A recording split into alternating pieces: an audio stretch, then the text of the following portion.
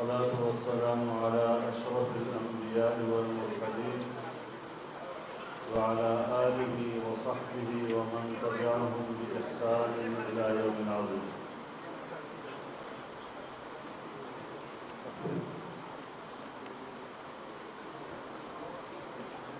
ډېرو ډېرو قدرمندو مشرانو،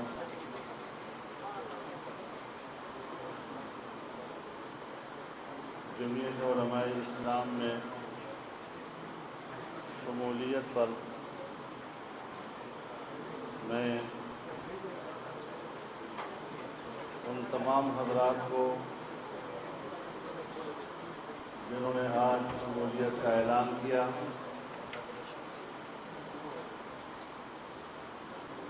میں دل کی گہرائیوں سے انہیں خوش آمدید کہتا ہوں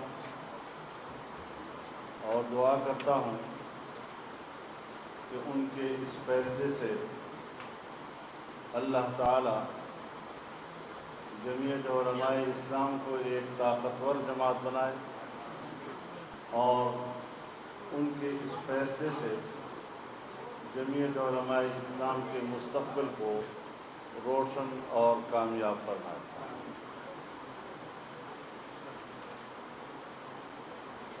چند روز قبل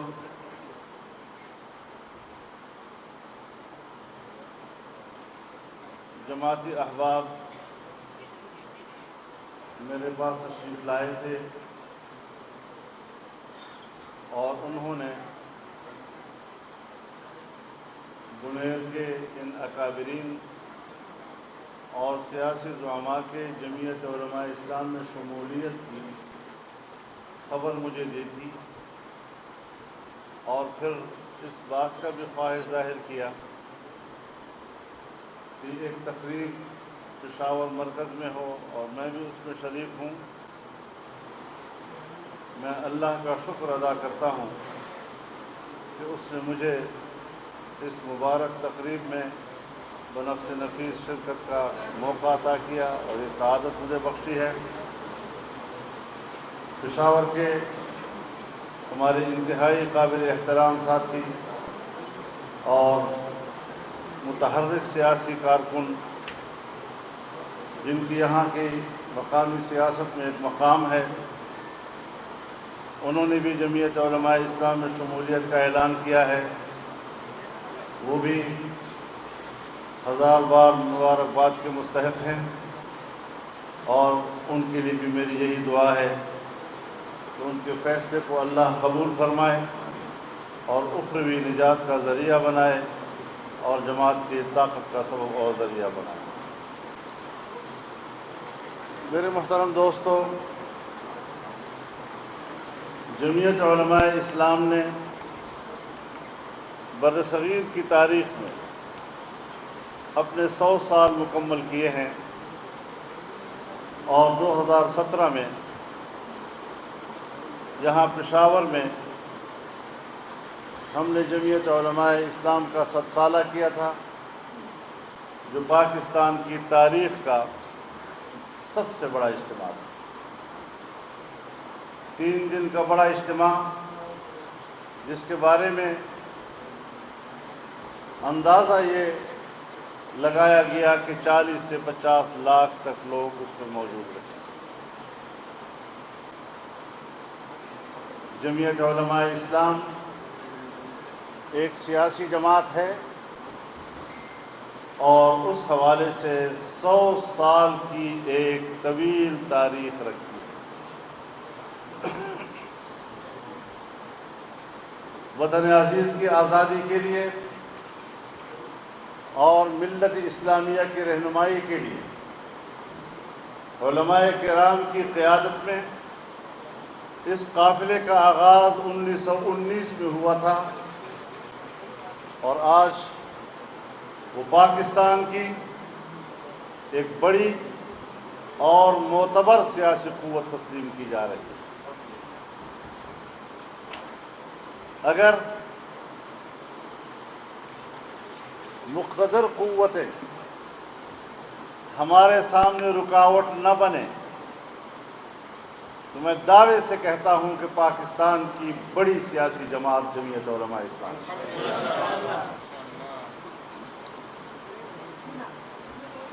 تاریخ کی سب سے بڑی دھاندلی 2018 کے عام انتخابات میں ہوئی۔ اس دھاندلی کو اور جمہوریت کے اوپر اس شبخون کو جس طرح جمعیت علماء اسلام نے چیلنج کیا، پاکستان کا بچہ بچہ اس بات کا گواہ ہے کہ کوئی سیاسی جماعت اس موقف کی تائید کرنے کے باوجود اسے چیلنج کرنے میں اس کی ہمسری نہیں کر سکی۔ یہ پاکستان کا ہمارے اوپر حق ہے، یہ پاکستان کے سیاسی نظام کا ہمارے اوپر حق ہے، یہ پاکستان کا ہمارے اوپر قرض ہے۔ اگر ہم 14 اگست مناتے ہیں اور آزادی کے دن کے نام پر مناتے ہیں تو آزادی محض ناچ گانوں کا نام نہیں ہوا کرتا، آزادی بازاروں میں منچلوں کے گشت کا نام نہیں ہوا کرتا۔ محسوس ہونا چاہیے، قوم کو محسوس ہونا چاہیے، آنے والی نسلوں کو محسوس ہونا چاہیے کہ 73 سال پہلے جب ہم آزاد ہوئے تھے، انگریز کا زمانہ وہ تھا اور اسلام اور مسلمان کا زمانہ یہ ہے۔ جب تک ہم اس فرق اور اس امتیاز کو سامنے نہیں لاتے، ہم حقیقی آزادی کے دعوے دار نہیں بن سکتے۔ جس وطن عزیز کو ہم نے لا الہ الا اللہ کے نعرے سے حاصل کیا، جس وطن عزیز کے بارے میں پاکستان کا آئین کہتا ہے اور عوام کی نمائندہ پارلیمنٹ اپنے آئین میں قرار دیتی ہے کہ اسلام پاکستان کا مملکتی مذہب ہوگا، قرآن و سنت کے منافی کوئی قانون نہیں بنے گا، تمام قوانین قرآن و سنت کے مطابق بنیں گے۔ سن 1973 میں یہ قانون پاس ہوا اور آج 2020 تک اس حوالے سے پاکستان میں ایک قانون سازی بھی نہیں ہوئی۔ ہم کس طرح نئی نسل کو یہ اطمینان دلائیں کہ وہ واقعی آزاد ہو چکے ہیں؟ ہندوستان کی تقسیم تو ہو چکی ہے، لیکن جس کو آزادی کہا جاتا ہے اس کے لیے ہم نے جدوجہد جاری رکھی۔ جمعیت علماء اسلام پاکستان کے اس عظیم مقصد کے حصول کے لیے اس وقت فرنٹ لائن پر جنگ لڑنے والی جماعت ہے۔ ہم نے پوری دنیا کو اس لیے ناراض کیا ہے، ہم نے مغرب کو ناراض کیا، ہم نے امریکہ کو ناراض کیا، ہم نے اس ملک کے اسٹیبلشمنٹ کو ناراض کیا۔ لوگ کہتے ہیں آپ نے ساری دنیا سے جنگ چھیڑ لی ہے۔ میں کہتا ہوں مجھے اس دن کا انتظار ہے جب کہا جائے گا کہ توحید تو یہ ہے کہ خدا حشر میں کہہ دے یہ بندہ دو عالم سے خفا میرے لیے تھا۔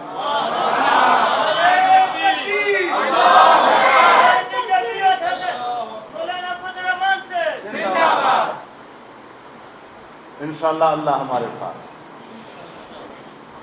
ہم انسان ہیں، ہم تقصیرات سے اور گناہوں سے بھرے ہوئے لوگ، لیکن پھر بھی اللہ کی ذات پر ہمارا اعتماد ہے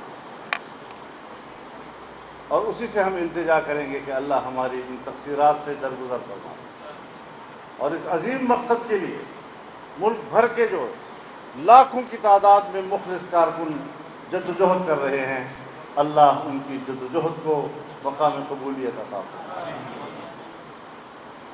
سیاسی باتیں روزانہ ہوتی رہتی ہیں، کل بھی کافی ساری باتیں ہوئیں اور آج بھی یہ محفل ہمیں ایک موقع فراہم کرتا ہے کہ ہم اس ملک کے لیے سوچیں، اس ملک کے مستقبل کے لیے سوچیں۔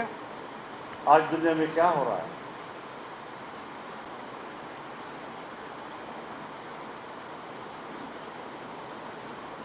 اگر کشمیریوں کا خون بہہ رہا ہے،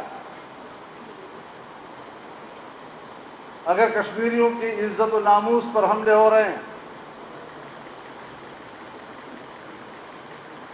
تو پھر تعجب کی بات یہ ہے کہ ہم نے 70 سال تک ان بیچارے کشمیریوں اور مظلوم کشمیریوں کی جنگ کیا لڑی ہے کہ آج ہندوستان نے ان کے اسٹیٹس کو ختم کیا اور عملی طور پر اس کو ہندوستان کا حصہ قرار دیا، اور ہم پسپائی کی طرف چلے گئے۔ آج کل ہم کیا سوچ رہے تھے، آج ہم کیا سوچ رہے ہیں؟ کل ہم یہ سوچ رہے تھے کہ ہم نے سری نگر کیسے لینا ہے، آج ہم یہ سوچ رہے ہیں کہ ہم نے مظفر آباد کیسے بچانا ہے۔ یہ وہ جنگ ہے جو اس ملک میں ہم لڑتے رہے ہیں، یہ نتیجہ اس کا نکلا ہے۔ اور اسی طرح 70 سالوں سے فلسطینی اپنی سرزمین کی جنگ لڑ رہے ہیں، صہیونی قوتیں ان کی سرزمین پر قابض ہیں، اور ہم مصلحتوں کا شکار ہو رہے ہیں۔ ہم ان کے ناجائز قبضے کو تسلیم کرنے کی طرف بڑھ رہے ہیں، اور جب اس قسم کے معاہدات ہوتے ہیں تو مجھے افسوس ہوتا ہے کہ پاکستان کا دفتر خارجہ فلسطینیوں کے حق کے خلاف اور اس کے علی الرغم یہاں قراردادیں پاس کر رہا ہے اور فیصلے دے رہا ہے۔ نہ ہم اپنی آزادی سے وفا کر رہے ہیں، نہ ہم کشمیریوں کی جدوجہد آزادی سے وفا کر رہے ہیں، نہ ہم فلسطینیوں کی جدوجہد آزادی سے وفا کر رہے ہیں، اور پھر ایک دن ہے جس کو ہم جشن کے طور پر منا لیتے ہیں، اور جیسے اس سے ہمارا فرض پورا ہو جاتا ہے۔ لہذا اپنے مقصد کو سمجھنا ہے، قوم نے اپنے مقصد کو سمجھنا ہے، اس نوجوان نے اپنے مقصد کو سمجھنا ہے، اور جس طرح کے حکمران ہمارے اوپر آج مسلط ہیں، یہ نہ ہمارے مذہب سے کوئی وابستگی رکھتے ہیں، نہ یہ ہماری تہذیب سے کوئی وابستگی رکھتے ہیں۔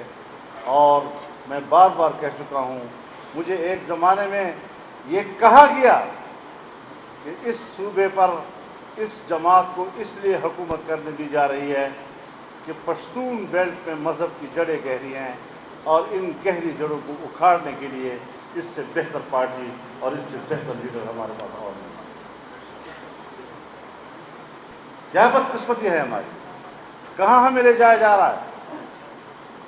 لہذا ہم اس ملک کو اس ملک کے آئین کے مطابق اور اس ملک میں قانون کی بالادستی کی طرف لے جانا چاہتے ہیں۔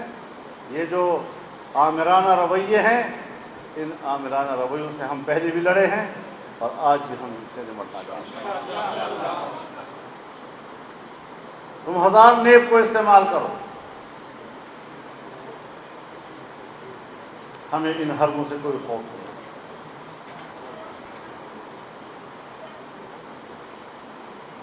اس وقت ہمیں بے نیاز ہو کر میدان میں لڑنا ہے۔ کوئی مفادات، دنیاوی مفادات، ذاتی مفادات، پارٹی مفادات، اس سے بالا تر ہو کر ملکی مفاد کی ہم نے جنگ لڑی، اور اگر ہم نے ملک کو بچانا ہے تو پھر ان حکمرانوں کو نکالنا ہے۔ یہ حکمران اور یہ پاکستان اکٹھے نہیں چل سکتے۔ ملک معاشی لحاظ سے ڈوب چکا ہے، 0.3 پر آپ کی سالانہ شرح نمو آ گئی ہے۔ کہاں کھڑے ہیں آپ لوگ؟ تاجر رو رہا ہے،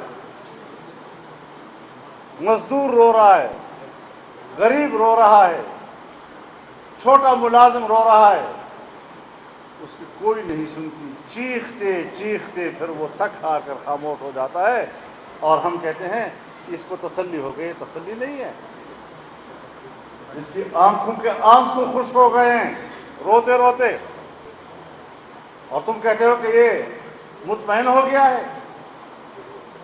انشاءاللہ العزیز ہم یہ جنگ لڑیں گے، بھرپور طور پر جنگ لڑیں گے، اور اس میں ہم آگے بڑھیں گے۔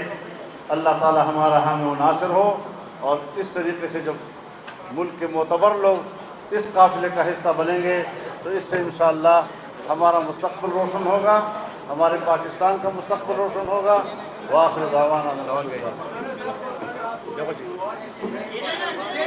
جی خاموش ہو جائیں، سب خاموش ہو جائیں۔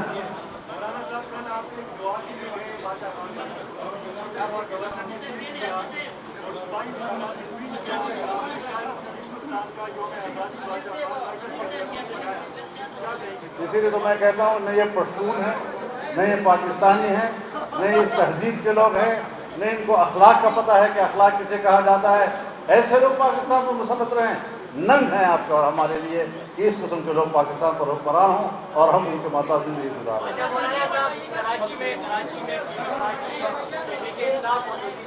وہ اتحاد کریے، آپ کس طرح دیکھ رہے ہیں؟ مجھے نہیں اس کی تفصیل معلوم.